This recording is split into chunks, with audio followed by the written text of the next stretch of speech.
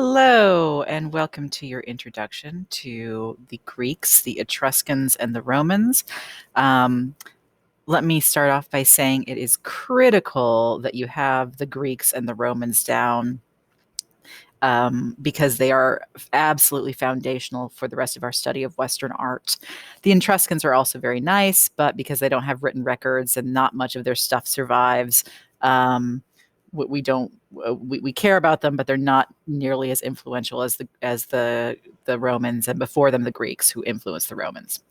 So, in terms of the enduring understandings, we have the art of ancient Greece and Rome is grounded in civic ideals and polytheism. We'll see in the structures built in ancient Greece and Rome are very civic minded, there to encourage the populace's involvement in public life, in civic life, sometimes in politics, but not as much in Rome, at least in imperial Rome, that's true in Republican Roman and Greek.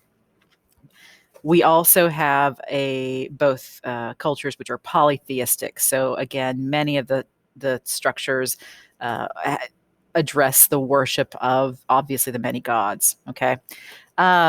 Speaking of the civic ideals, I have here an image from the Athenian Agora, and then, of course, also the the Parthenon on top of the Acropolis. Those are Greek.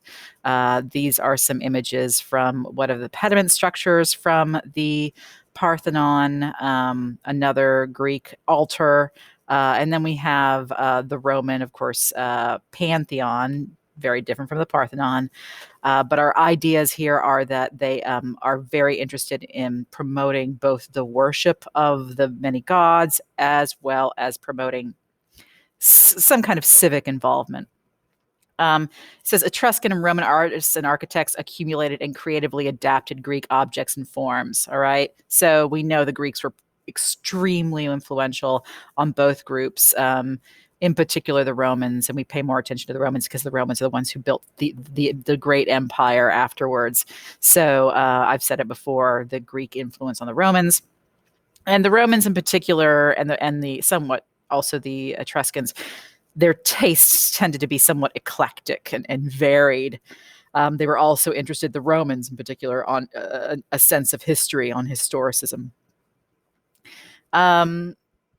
I have an example here of an Etruscan temple that's modeled off of Greek temples, which you should learn about right now, actually. Also, ancient Greek art was produced in Europe and Western Asia, primarily the region of present-day Greece, Turkey, and southern Italy. So when we talk about Greek art, we're not just talking about art made in Greece. We're talking about what we now know of Greece. We're talking about a whole region that Greece was basically kind of at the height of their empire, which includes southern Ity and Turkey. Etruscan art is in central Italy. That's where we get the name, the word Tuscany, the Tuscan countryside in Italy. That's from Etruscan. And Roman art, we focus on being produced in Europe, obviously in Rome and throughout Italy, but also Western Asia. We'll get to that when we get to the when we get to that section in our study. Petra, Jordan, in particular, was influenced by the Romans. We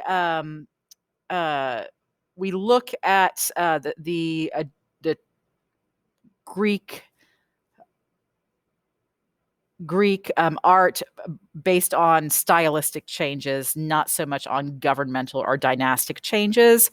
Whereas in the Republican art, or excuse me, the Roman art, we tend to focus on governmental changes, and we identified different periods in Roman art based on those governmental changes. I've already talked about the difference between Republican Roman and Imperial Roman.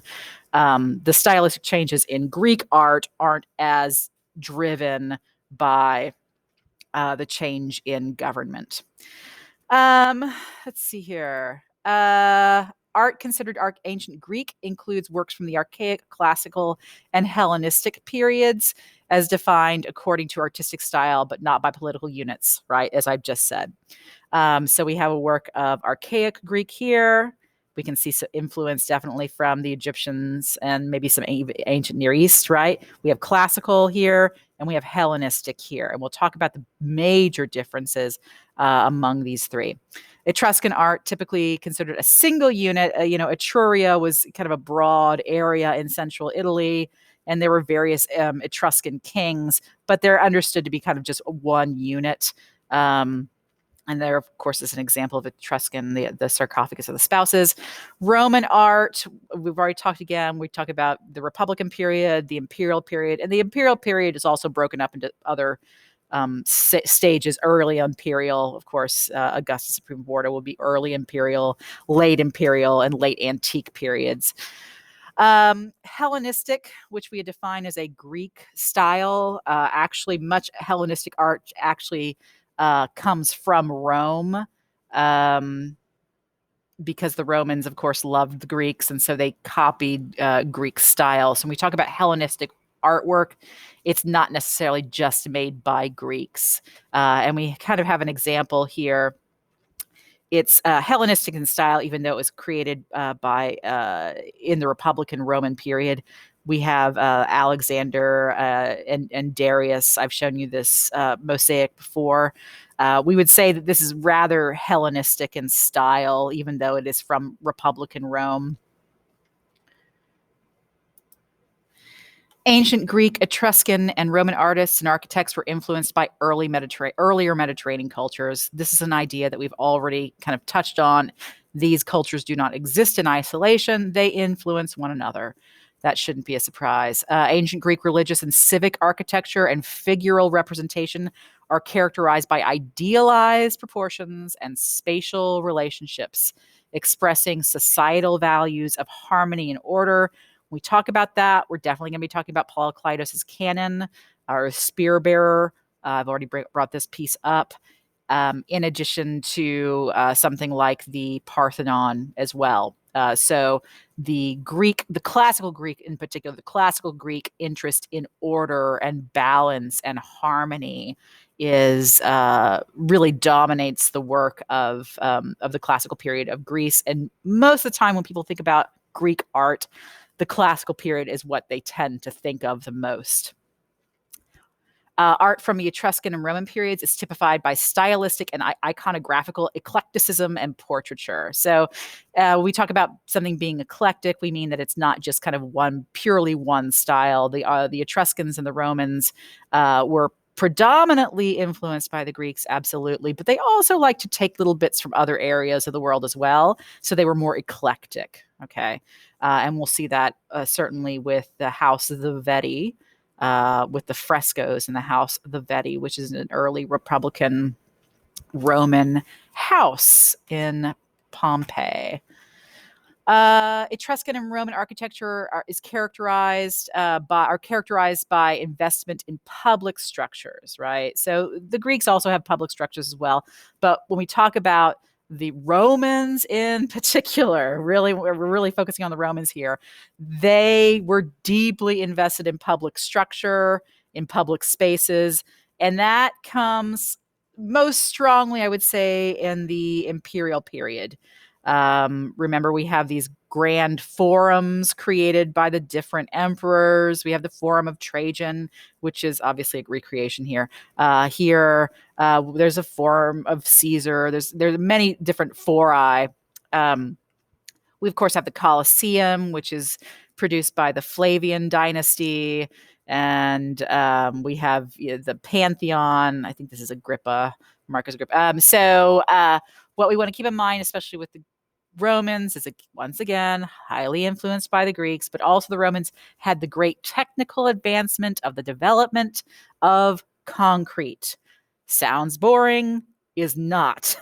It's extremely important that the Romans developed concrete and really were masters of the craft of shaping and pouring concrete. They were able to achieve some really spectacular things.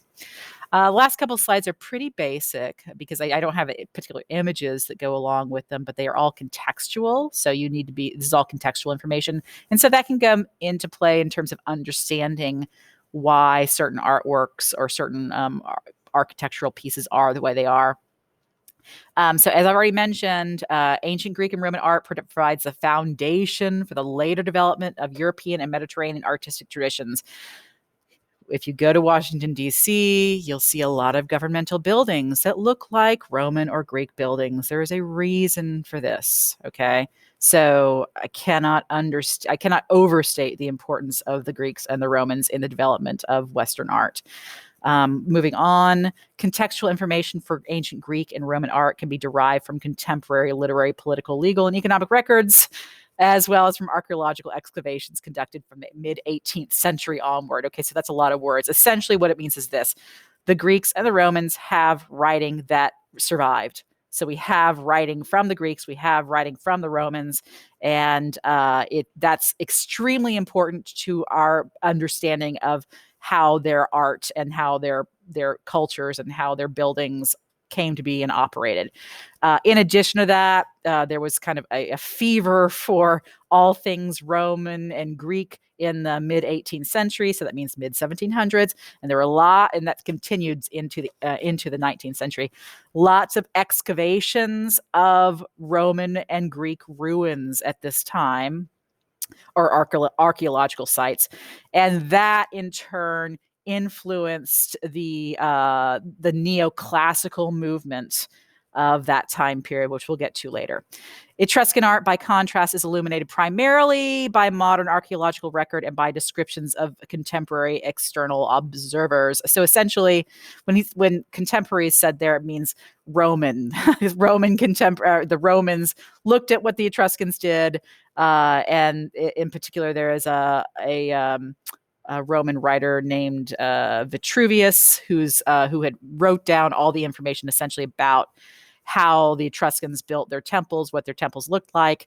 And that's extremely important to understand the Etruscans, because basically no structures of the Etruscans survive, with the exception of a few tombs. Their temples did not survive because, as you already know, because when you're listening to this, you've hopefully already listened to or done the note-taking. All the Etruscan temples were made out of tufa and wood, neither of which are very long-lasting materials. Okay, moving on. Some of the earliest written statements about artists and art making survive from the ancient Greek and Roman world. So like I said, the Romans and the Greeks, we have things that they actually wrote about their own work. Extremely important, right? And like I said, we don't have much left for the Etruscans. We don't have, they did write, they had writing, but it's just kind of gone. But again, we do have understanding of what they did do through the Romans who did document that. Rich tradition of epic storytelling in the Greek and Roman cultures, also the Etruscan, but we don't have much of that left. So we're going to think about the Iliad, the Odyssey for the Greeks, and for the Romans, we have the Aeneid, which of course, the difference between those two epics, or that, Iliad, Odyssey, and the Aeneid, is the Iliad and Odyssey were passed down orally, whereas the Aeneid was written down by Virgil. So it's very different approach, but it's all about glorifying the gods and glorifying the works of the heroes and individual achievement, et cetera, et cetera, et cetera. So finally, there's a great tradition of public oratory and poetry in both Greece and Rome, also the Etruscans, but again, we don't have much left of them. And then also, finally, the religious traditions that people followed. It's not because they were based on a particular holy book. We don't really have holy books, right? So there's no Bible or Torah or anything. It's really all passed down through oral tradition, not text. Okay, so as you can see, we have 1, 2, 3, 4, 5, 6, 7, 8, 9. 9's a lot. That's all one thing. 10, 11, 12, 13, 14, 15, 16, you already know. 17, you already know. 18, 19, 20, 21 works for the Romans and the Greeks and the Etruscans. So it's quite a lot. It's extremely important that you keep them clear in your mind. You don't mix up a Roman work with a Greek work. Big, gigantic difference, even though they may look similar. Okay. Thank you for listening.